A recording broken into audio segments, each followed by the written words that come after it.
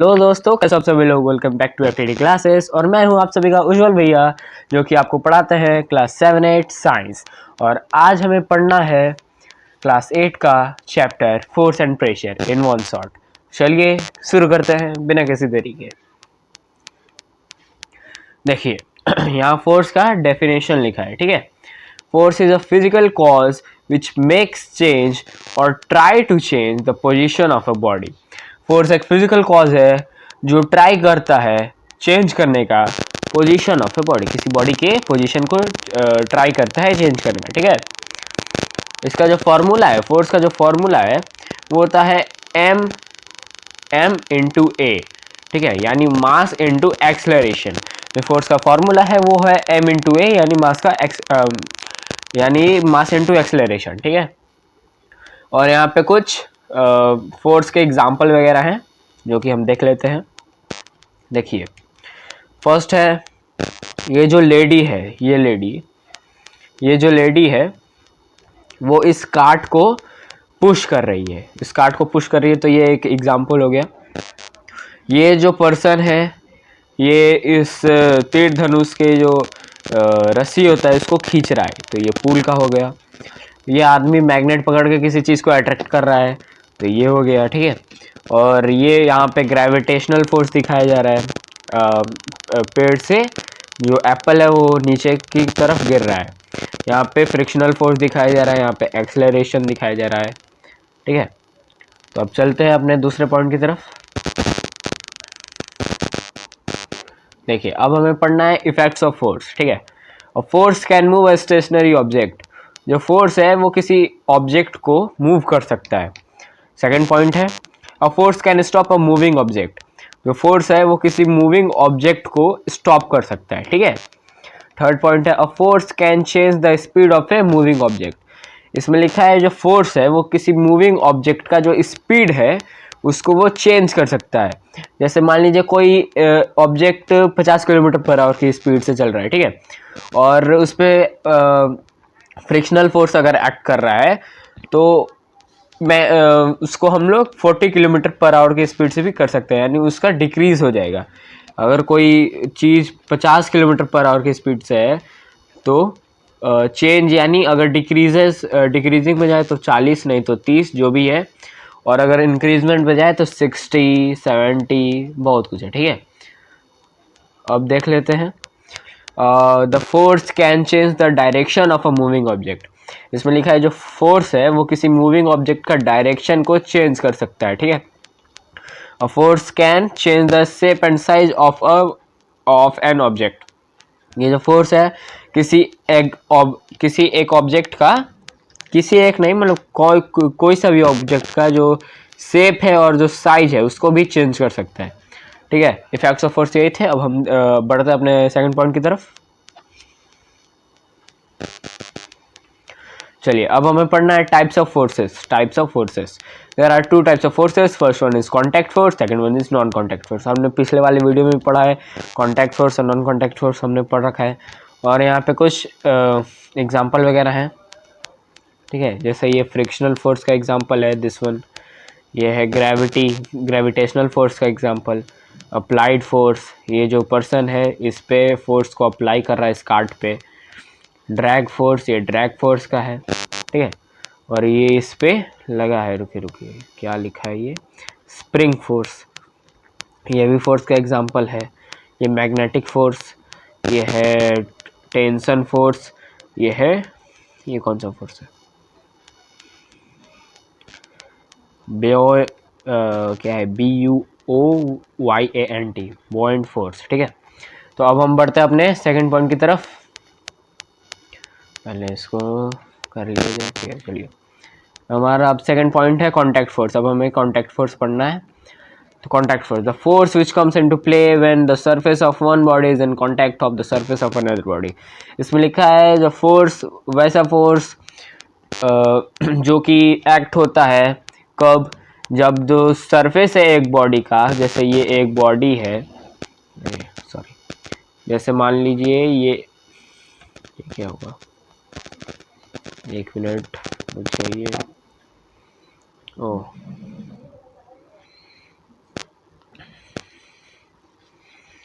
जैसे मान लीजिए ये एक बॉडी है, ठीक है, ये एक बॉडी है, इसका जो ये सरफेस है, देखिए मान लीजिए एक ये बॉडी है, इसका ये जो सरफेस है ये दूसरे बॉडी से कांटेक्ट में है, ये सरफेस दूसरे बॉडी के कांटेक्ट में है। तो वैसा फोर्स जो कि एक्ट होता है कब, जब उस बॉडी के सरफेस का कनेक्शन दूसरे बॉडी के सरफेस से हो, ठीक है। इसका एग्जांपल है ox pulling a cart etcetera. जैसे जो ऑक्स है वो कार्ट को पुल कर रहा है, ठीक है। अब यहाँ पे लिखा है there are two types of contact force. अब देखिए हमने पढ़ा फोर्स के दो टाइप, कॉन्टैक्ट और नॉन कॉन्टैक्ट। और इस कॉन्टैक्ट फोर्स में भी दो टाइप के फोर्स हैं। First one is frictional force, second one is muscular force. चलिए इस फ्रिक्शनल और मस्कुलर को पढ़ लेते हैं। अब देखिए frictional force, the type of contact force in which the surface of one body is in contact to the surface of another body. देखिए ये जो फ्रिक्शनल फोर्स है तब एक्ट करता है जब किसी बॉडी का जो सरफेस है वो दूसरे बॉडी के सरफेस से कनेक्टेड में हो, ठीक है। जैसे एक कार, मान लीजिए ये कार है, ये उसका व्हील और ये उसका रोड। तो इसका जो व्हील का जो सरफेस है इस रोड के सरफेस से कनेक्शन में है, तब जाके हम फ्रिक्शनल फोर्स लग रहा है। और इसका एग्जांपल है, देखिए लाइटनिंग अ मैचस्टिक, स्लाइडिंग एटसेट्रा। लाइटनिंग अ मैचस्टिक में हम जो ये मैच बॉक्स होता है और मान लीजिए ये उसका मैचस्टिक है, इसको हम लोग इस पर रब करते हैं, तब जाके उसमें उस मैच बॉक्स में ऐसा आग पकड़ता है, ठीक है, फायर उस पर लगता है। तब दूसरा एग्जांपल है स्लाइडिंग का और एटसेट्रा। अब देखते हैं मस्कुलर फोर्स को। Muscular force, the type of contact force which comes into play after the application of force due to our muscles. इसमें लिखा है मस्कुलर फोर्स वो फोर्स है जो एक्ट करता है कब, जब हम अपने मसल्स को अप्लाई करते हैं, मतलब किसी चीज़ पे अपने मसल्स के द्वारा जो फोर्स लगाते हैं हम, उसको हम मस्कुलर फोर्स करते हैं। जैसे लिफ्टिंग 1 kg ऑफ शुगर, एक किलो चीनी को लिफ्ट करना, उठाना। ऑक्स पुलिंग अ कार्ट, जो ऑक्स है वो कार्ट को पुल कर रहा है, तो उस पर भी मस्कुलर फोर्स लगता है। और बहुत कुछ। तब देखते हैं अपना सेकंड पॉइंट क्या है। और देखिए यहाँ पे है कुछ एग्जांपल्स। जैसे ये आदमी यहाँ पे मैचस्टिक को लाइट कर रहा है, यहाँ पे ये चीनी वगैरह। और यहाँ पे स्लाइडिंग फोर्स का एग्जांपल दिखाया गया है। यहाँ पे बुल पुलिंग अ कार्ट का एग्जांपल दिखाया गया है, ठीक है। अब पढ़ना है हमें नॉन कॉन्टैक्ट फोर्स। तो नॉन कॉन्टैक्ट फोर्स को पढ़ते हैं। Force which can be exerted by an object to another object even from a distance। यहाँ पे मेन चीज इवन फ्रॉम अ डिस्टेंस, ठीक है, without touching each other is called non contact force. इसमें लिखा है जो फोर्स, वैसे फोर्स जो कि एग्जर्ट होते हैं, जो कि एक्ट करते हैं कब, जब किसी ऑब्जेक्ट का जो फोर्स है, जैसे मान लीजिए ये एक ऑब्जेक्ट है, ठीक है, ये ऑब्जेक्ट ए और ये ऑब्जेक्ट बी, ठीक है। इन ये जो ऑब्जेक्ट है, ऑब्जेक्ट ए ऑब्जेक्ट बी पे फोर्स लगाएगा, लेकिन डिस्टेंस से, उस पे कांटेक्ट में नहीं होगा, ये इस पे सटेगा नहीं, ठीक है, फिर भी ये जो ऑब्जेक्ट है इस ऑब्जेक्ट बी पे फोर्स लगाएगा। तो उस तरीके के फोर्स को हम नॉन कांटेक्ट फोर्स कहते हैं। तो इसका एग्जांपल देख लेते हैं हम। इसका एग्जांपल है an apple falling down from a tree. देखिए यहाँ पे ग्रेविटेशनल फोर्स लग रहा है, जो एप्पल है वो ट्री से फॉल हो रहा है, नीचे गिर रहा है।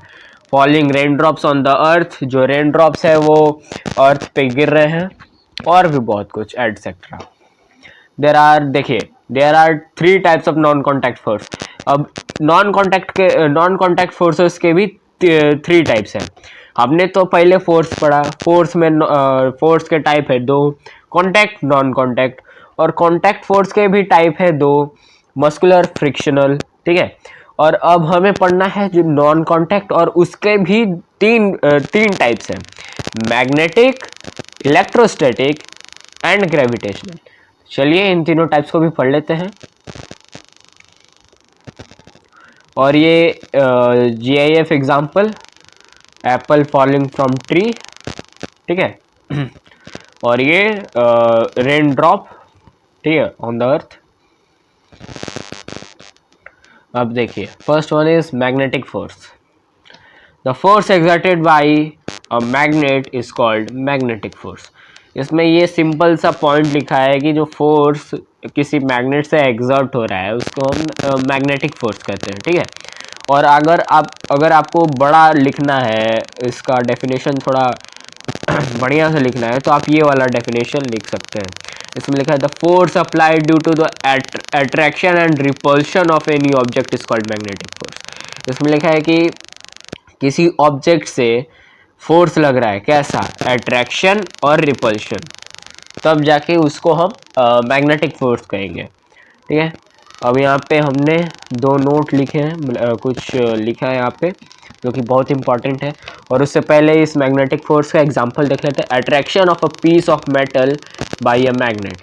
इसमें लिखा है कि जो किसी मेटल के पीस को मैग्नेट से अट्रैक्ट किया जा रहा है, ठीक है, उसको हम मैग्नेटिक फोर्स कहेंगे। और भी बहुत कुछ एक्सेट्रा। और यहाँ पे लिखा है charge body plus attract charge body minus.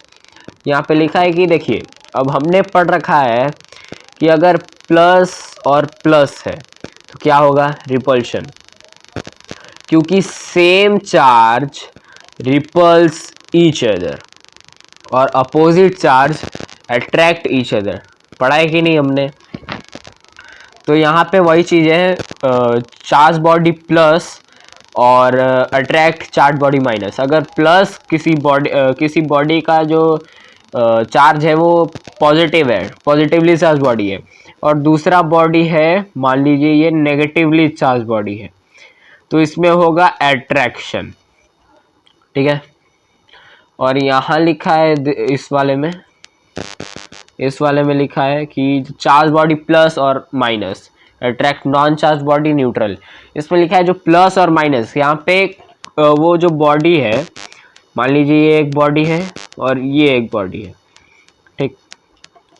ये अभी कुछ भी हो सकता है, ये प्लस भी हो सकता है, माइनस भी हो सकता है, हमको उससे कोई मतलब नहीं, लेकिन एक चार्ज इस पे अपीयर होना चाहिए, या तो वो प्लस हो या तो वो माइनस हो, ठीक है। अभी हम प्लस लेके समझते हैं। मान लीजिए इस बॉडी पे प्लस पॉजिटिवली चार्ज बॉडी है ये, और यहाँ लिखा है न्यूट्रल, तो ये है नो चार्ज। यानी नो चार्ज से हम क्या समझते हैं, दोनों ही चार्ज इक्वल होंगे, पॉजिटिव भी उतना, नेगेटिव भी उतना। मान लीजिए अगर पॉजिटिव 12 है, अगर पॉजिटिव चार्ज 12 है तो नेगेटिव चार्ज भी 12 है, तभी तो वो बॉडी न्यूट्रल है। तो अगर पॉजिटिव चार्ज 13 हो जाएगा और नेगेटिव चार्ज 12 ही है, तो वो जो बॉडी है वो पॉजिटिवली चार्ज होगा, ठीक है। और अगर जो पॉजिटिव 12 है और नेगेटिव 13 है, एक भी चार्ज इधर उधर अगर हुआ, तो अगर जो चार्ज ज़्यादा होगा वो चार्ज उस पर अपीयर हो जाएगा, उस बॉडी पे। तो हमने यहाँ दो बॉडी ड्रॉ किए, first one is positively charge, second one is neutral. इधर हम लोग 12 मान लीजिए यहाँ नेगेटिव है, 12 पॉजिटिव है, तभी तो जाके ये बना न्यूट्रल बॉडी। इक्वल चार्जेस है, कोई दिक्कत वाली बात नहीं है, न्यूट्रल है ये। अब देखिए, अगर इस बॉडी को अगर हम इस बॉडी के पास लेके जाते हैं, यानी पॉजिटिवली चार्ज बॉडी को न्यूट्रल बॉडी के पास लेके जाते हैं, तो होगा क्या, ये तो पॉजिटिव है और न्यूट्रल बॉडी में दोनों ही चार्ज है, पॉजिटिव नेगेटिव दोनों ही चार्ज है न्यूट्रल बॉडी में, ठीक है। तो अगर जैसे ही इसको हम लोग इसके क्लोजर लेके जाते हैं, तो इसका जो नेगेटिव चार्ज है, ये चार्ज जो है नेगेटिव चार्ज इधर हो जाएगा, और ये जो पॉजिटिव चार्ज है इधर हो जाएगा, ठीक है। तो होगा क्या, ये इसको और इसको अट्रैक्ट करेगा, क्योंकि पॉजिटिव और नेगेटिव ऑलवेज अट्रैक्ट, क्योंकि opposite charges always attract to each other, ठीक है। इधर का जो चार्ज है, मान लीजिए अगर नेगेटिव इधर ही है तो कोई दिक्कत वाली बात नहीं है, और अगर इधर नेगेटिव है तो ये जो चार्ज है इधर अपीयर हो जाएगा और पॉजिटिव चार्ज इधर अपीयर हो जाएगा। उस वजह से जो चार्ज बॉडी है वो न्यूट्रल बॉडी को अट्रैक्ट कर सकता है। और वही अगर इधर माइनस है, ठीक है, वही अगर इधर माइनस है, पॉजिटिवली चार्ज नहीं है, नेगेटिवली चार्ज है, और ये है न्यूट्रल, ठीक है, ये है न्यूट्रल बॉडी, तो होगा क्या, अरे सॉरी फिर से ड्रॉ कर देता हूँ। मान लीजिए नेगेटिव है और ये है पॉजिटिव पॉजिटिव नेगेटिव नेगेटिव। तो होगा क्या अब कि उस टाइम तो था पॉजिटिव था, न्यूट्रल बॉडी के पास लेके गए तो अपना नेगेटिव को अट्रैक्ट कर लिया, ठीक है, अट्रैक्शन हमें देखने को मिला। अब ये है नेगेटिव बॉडी, तो करेगा क्या, पॉजिटिव बॉडी को अट्रैक्ट करेगा। जैसे पॉजिटिव ने नेगेटिव को किया तो अब इसने अब ये नेगेटिव है तो नेगेटिव पॉजिटिव को करेगा। तो पॉजिटिव जैसे ये नेगेटिव बॉडी इसके पास आएगा तो पॉजिटिव बॉडी इससे अट्रैक्ट हो जाएगा, ठीक है। यही था इस पॉइंट में। अब बढ़ते हैं अपने नेक्स्ट पॉइंट की तरफ। नेक्स्ट पॉइंट है हमारा electrostatic force. The force exerted by a charged body on another charged or uncharged body is known as electrostatic force। इसमें लिखा है, देखिए इस पे गौर करिएगा, another charged और uncharged body, वो कुछ भी हो सकता है, पॉजिटिव भी हो सकता है, नेगेटिव भी हो सकता है, चार्ज हो तो, और अगर नहीं है तो हमने बताया ही है न्यूट्रल होगा, नो चार्ज, ठीक है। अब देखिए इसमें लिखा है the force exerted by the charge body on another charge और अनचार्ज बॉडी इसको is known as electrostatic force. वैसा फोर्स जो कि एक चार्ज बॉडी से एग्जर्ट हो रहा है किस पे, अनदर चार्ज बॉडी, नहीं तो अनचार्ज बॉडी पे। अगर ये जो चार्ज बॉडी है जो फोर्स एग्जर्ट कर रहा है मान लीजिए वो पॉजिटिव है और जो अनदर चार्ज बॉडी है वो मान लीजिए नेगेटिव है, तो इलेक्ट्रोस्टैटिक फोर्स उसको क्या करेगा, अट्रैक्ट करेगा, ठीक है, अट्रैक्ट करेगा ये दोनों। और मान लीजिए ये जो फोर्स एग्जर्ट कर रहा है बॉडी, जो चार्ज बॉडी जो है जो फोर्स एग्जर्ट कर रहा है वो पॉजिटिव है और दूसरा बॉडी जो है वो अनचार्ज है यानी नेगेटिवली चार्ज है। तो जैसे इसमें हमने पढ़ा ये वाला इस पॉइंट में कि ये न्यूट्रल बॉडी हो चाहे क्या हो जो भी है ये इसको अट्रैक्ट करेगा ही, ठीक है। तो वैसे ही अगर ये इसमें लिखा है कि जो इलेक्ट्रोस्टैटिक फोर्स है वो किसी चार्ज बॉडी को भी अट्रैक्ट कर सकता है और अनचार्ज बॉडी को भी अट्रैक्ट कर सकता है, उसको हम लोग इलेक्ट्रोस्टैटिक फोर्स कहते हैं, ठीक। अब इसका एग्जांपल देख लेते हैं। और ये जो एग्जांपल है ये एक्टिविटी बेस्ड है, ये मैंने खुद पे कह रहा हूँ मैं, ये मैंने घर पे कर रखा है और बहुत सही एग्जांपल है, आप लोग भी इसको कर सकते हैं। देखिए तो एग्जांपल है इसका, व्हेन वी रब अ पेन ऑन आवर हेड। इस पे लिखा है जो एक पेन लेना है, ठीक है, और अपने बाल पे ऐसा रब करना है, अपने हेड पे ऐसा रब करना है। Then the pen get charged, either it is negative और पॉजिटिव। उसके बाद रब करने के बाद पेन को, वो जो पेन होगा वो चार्ज हो जाएगा, नेगेटिव भी हो सकता है पॉजिटिव भी हो सकता है, उससे हमको कोई लेना देना नहीं है, कुछ भी हो सकता है, नेगेटिव भी हो सकता है पॉजिटिव भी हो सकता है, लेकिन न्यूट्रल नहीं रहेगा, नेगेटिव हो जाएगा नहीं तो पॉजिटिव हो जाएगा। Then we put that pen on some pieces of paper. अब हमें छोटे छोटे पेपर के पीस ले लेना है, ठीक है, मान लीजिए ये छोटे छोटे पेपर के पीसेस हैं और ये है हमारा pen. Then we have to put that pen on some pieces of paper. उसके बाद तो ये जो रब्ड पेन है यानी इस पे एक चार्ज अपीयर हो गया, वो या तो वो नेगेटिव है या तो वो पॉजिटिव है। अब उस पेन को हमें इस पेपर के पास, इस पेपर के पीस के पास लेके जाना है, तो हमको देखने को क्या मिलेगा, it will get attracted by the pen.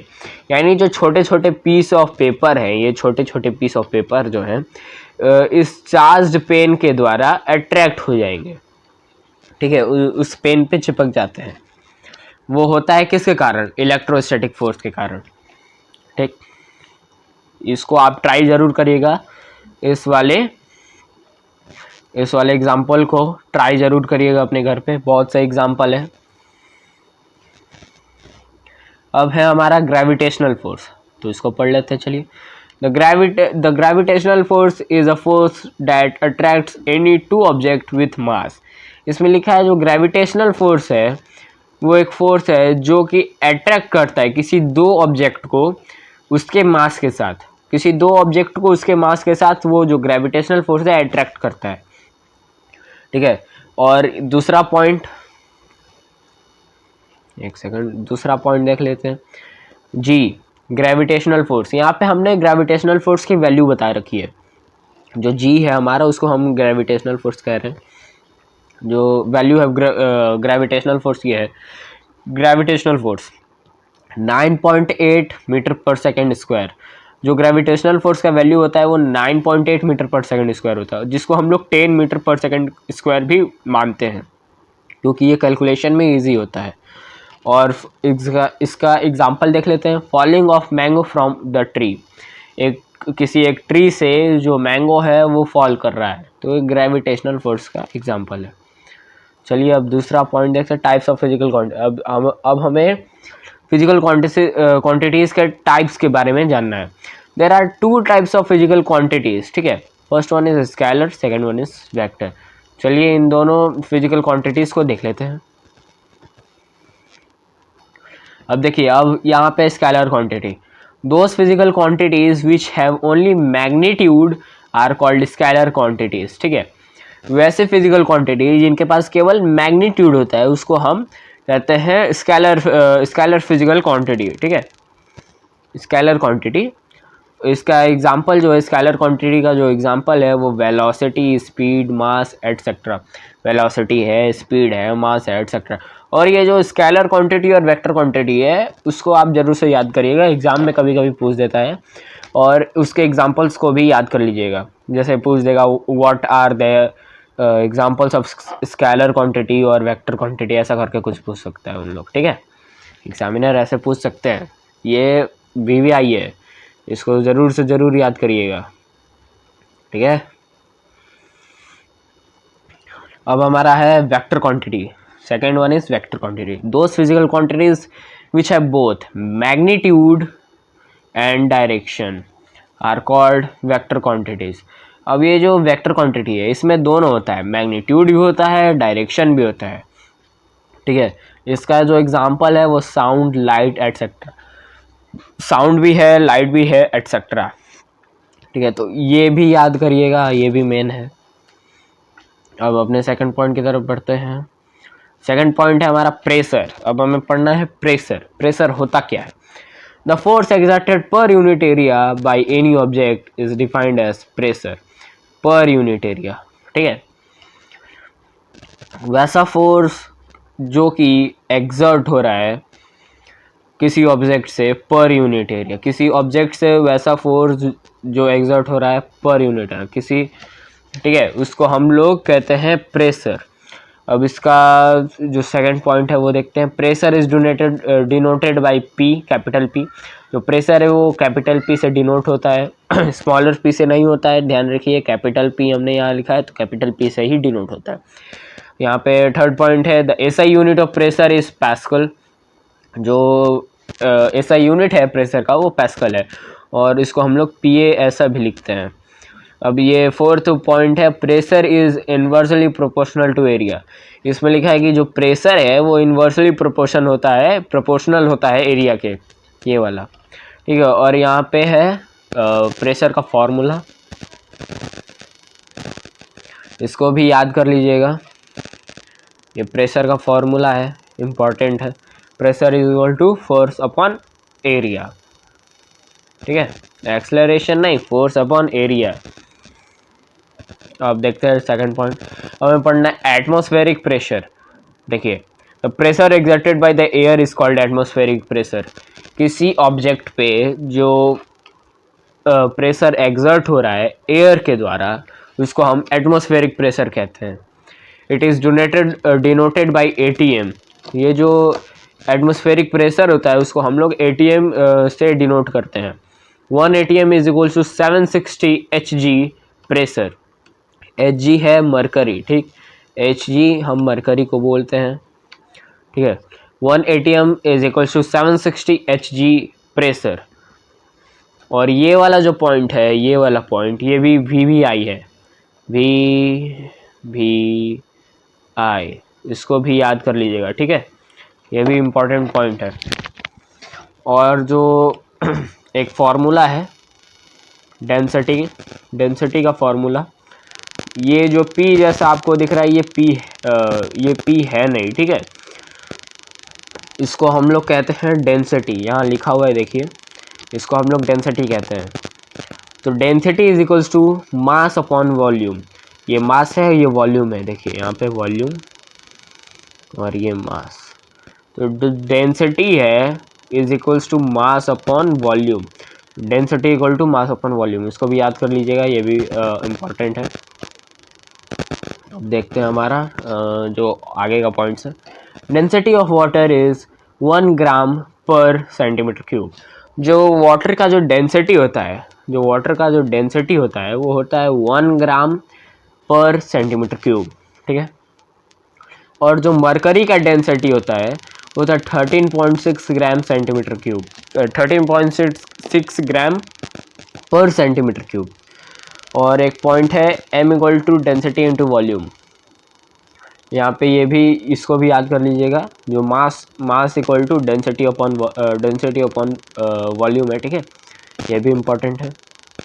और ATM is equals to ATM का फार्मूला है ये, एटमॉस्फेरिक प्रेशर का फार्मूला है ये, density into gravity into height.